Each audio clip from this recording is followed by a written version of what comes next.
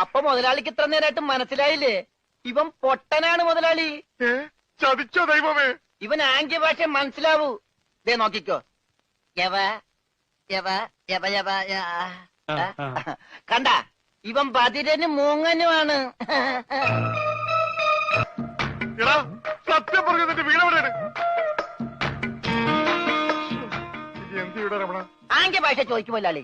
എന്നാ ഊരും കൂടി എവിടെയെന്ന് ആംഗ്യ ഭാഷ ചോദിക്ക്. ആംഗ്യ ഭാഷ ഞാൻ കാണിച്ചു തരാം. എടാ നിന്റെ ഊരും കുടിയും എവിടെയാണ് നിന്റെ? അയ്യോ കഞ്ഞി കൊടുത്താ പറയാന്ന്. മൂണുങ്ങ്.